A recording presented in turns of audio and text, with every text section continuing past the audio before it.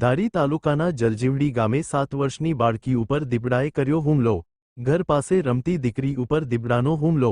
દીપડાના હુમલામાં ઇજાગ્રસ્ત બાળકીને તાત્કાલિક ધારી સિવિલ હોસ્પિટલ ખાતે રિફર કરવામાં આવી। દીકરીની સ્થિતિ નાજુક જણાતા અમરેલી ખાતે બાળકીને રિફર કરવામાં આવી। દીપડાના હુમલાનો ભોગ બનનાર બાળકીનું નામ કૃષ્ણાબેન પાટડિયા, ઉંમર 7, રહેવાસી જળજીવડી, તાલુકો ધારી, જિલ્લો અમરેલી। ઘટનાની જાણ થતાં જ વન વિભાગ દ્વારા દીપડાને પાંજરે પૂરવા માટે ત્વરિત કામગીરી હાથ ધરવામાં આવી। મારું નામ Amit Ejwaniya, incharge range forest officer Dhari. Jaljivdi ગામે કૃષ્ણાબેન જે વિનુભાઈ છે એમની ઘરે ફળિયામાં રમતા હતા ત્યારે દીપડા દ્વારા એમનો મોઢાના ભાગે હુમલો કરવામાં આવ્યો છે અને ધારી સારવાર માટે લઈ ગઈ। વધુ સારવારની જરૂર પડતા અત્યારે અમરેલી સિવિલ હોસ્પિટલ ખાતે સારવાર ચાલુ છે। કેટલો ટાંકા કાંઈ એ ડૉક્ટરનો વિષય છે, એને હજી નથી પૂછેલું। અને ત્યાં આપણે સ્થળ ઉપર દીપડાના 4 થી 5 પાંજરા દીપડા પકડવા માટે સ્ટાફ અને ઓલરેડી ચાલુ છે અને પાંજરા 4-5 મૂકેલા।